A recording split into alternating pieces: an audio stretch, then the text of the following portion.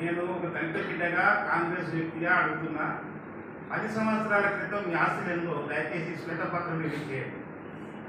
10 సంవత్సరాల క్రితం తెలంగాణ ఉద్యమం చేయకముందు మీ ఆస్తులు ఎంత? 10 సంవత్సరాల్లో మీరు ప్రభుత్వాన్ని నడిపిన తర్వాత మీ ఆస్తులు ఎంత? అచ్చొచ్చిన ఆంబోతులాగా తయారయ్యి తెలంగాణ రాష్ట్రాన్ని 10 సంవత్సరాలు పరిపాలించే ముందు మీ చేతికి తెలంగాణ రాష్ట్రం వచ్చినప్పుడు 16,000 కోట్ల రూపాయల మిగులు బడ్జెట్తోన ఆంధ్రప్రదేశ్ నుంచి మనం పక్కకి వెళ్ళిపోయాం. 16,000 కోట్ల మిగులు బడ్జెట్. కానీ మీ చేతులకు వచ్చిన పాపానికి తెలంగాణలో 7.5 లక్షల కోట్ల రూపాయల అప్పు.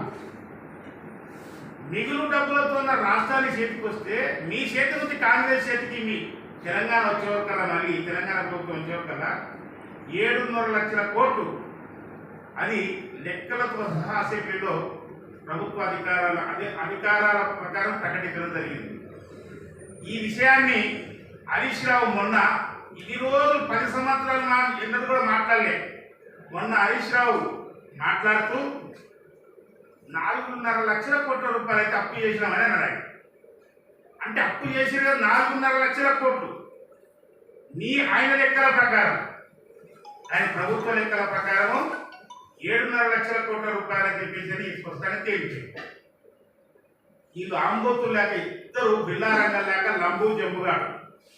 ఓ లంబు ఓడు జంబు. లంబుగాడి కంటే లంబ అంటే చచ్చిపోతుండు. నన్ను లంబ అంటారు, నన్ను పొడుగున్నా అంటారు. అవునంటే దేవుడు ఇచ్చినట్టు పొడుగున్నా అని చెప్పి చెప్తున్నారు. నీ పొడుగునే ఉండవు, కానీ నీ బుద్ధి మాత్రం మోకాల్లో ఉంది. నీ పొడుగునే ఉండవు కాదంటలేము, కానీ నీ బుద్ధి మాత్రం మోకాల్లో ఉంది. హరీష్ రావు తాటి చెట్టంత ఎరిగినవు. కేటీఆర్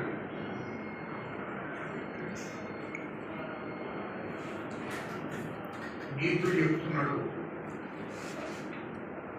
ఆయన నీతులు చెప్తే అందరు నవ్వుకుంటాడు.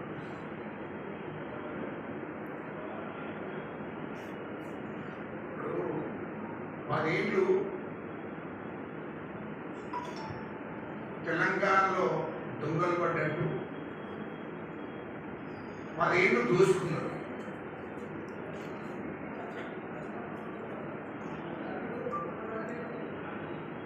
అయితే కేటీఆర్ మాట్లాడే మాటలకు ప్రజలను మభ్యపెట్టి మోసం చేద్దామని చూస్తున్నాడు. ఇంకా కూడా కేటీఆర్కు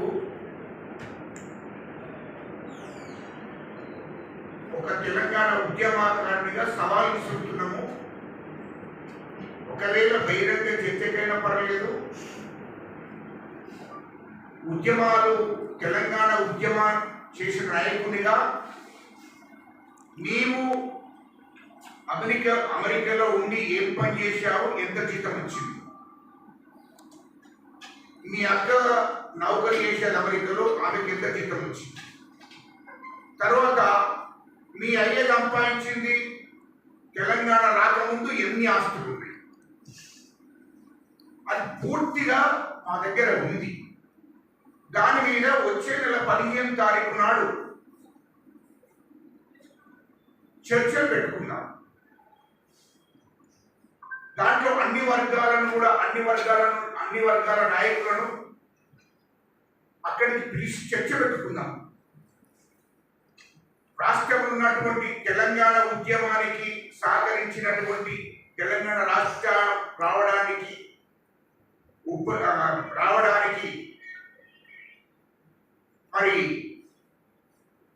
రావడానికి ఉద్యమం చేసినటువంటి మీడియా మిత్రులను కూడా పిలుద్దాం. దాని ముందు చర్చ పెట్టుకుందాం. ఇవాళ నువ్వు ముఖ్యమంత్రి గారి బామ్మర్దికి కాంట్రాక్ట్ వచ్చింది, కాంట్రాక్ట్ వచ్చింది. దాంతో ఏదో మొత్తం అన్యాయం జరిగిపోయింది, దోపిడీ జరిగిపోయినట్టు. అదేవిధంగా మా రాష్ట్ర మంత్రివర్యులు శ్రీనివాస్ రెడ్డి గారిని మాట్లాడుతున్నా, నేను మాట కట్టుబడి ఉన్నా, నేను రాజకీయ సన్యాసం పుచ్చుకుంటా, ఒక ఒకవేళ ఇది రుజువు కాకపోతే అనేది కేటీఆర్ మాట్లాడుతున్నారు. కేటీఆర్ ఒకవేళ నీకు నీతి నిజాయితీ ఉంటే నీ ఎమ్మెల్యే పదవికి రాజీనామా చేయి. ఎందుకంటే ఈ రాష్ట్రాన్ని దోసుకున్నదే నీ కుటుంబం. హైదరాబాదు చుట్టూ ఉన్నటువంటి భూములు ఎంతో మంది బడాబాబులను బెదిరించి 50 కోట్లకు వచ్చే భూములను కూడా మీరు కోటి రూపాయలు ఇచ్చి బెదిరించి కేసులు పెడతామని బెదిరించి 100 ఎకరాలు బినామీ పేర్ల మీద చేసింది వాస్తవం కాదా? నువ్వు రాజకీయాల్లోకి రాకముందు నీ ఆస్తులు ఏంటో నువ్వు ప్రకటించు.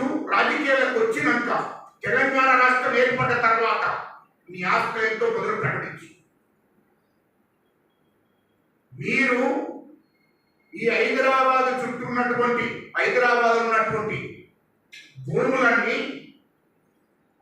మీరు కబ్జా చేసి బినామీ పేర్ల మీద పెట్టింది వాస్తవం కాదా?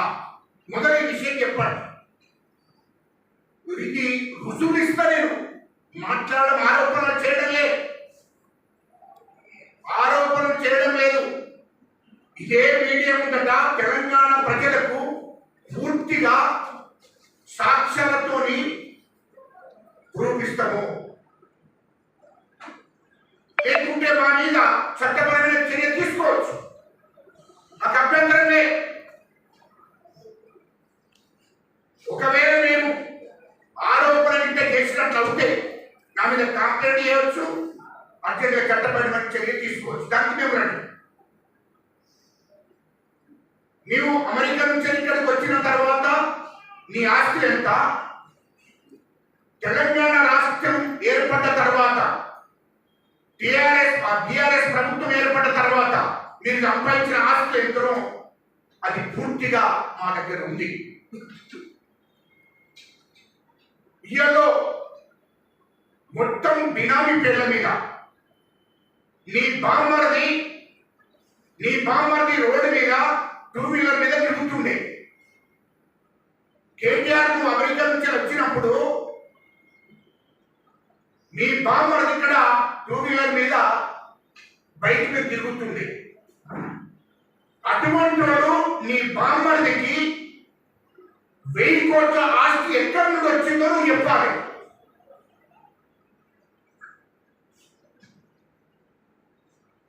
ఇయలో తెలంగాణలో మీ సామాజిక వర్గానికి సంబంధించిన మీ బంధువులకు సంబంధించిన కేసీఆర్ బంధువులు కానీ, కేటీఆర్ బంధువులు కానీ, హరీష్ రావు బంధువులు కానీ, మీ సామాజిక వర్గానికి సంబంధించిన వాళ్ళు ఒక్క 10 తరాలు తినేంత ఆస్తులు సంపాదించారు. ఇది వాస్తవం కాదా?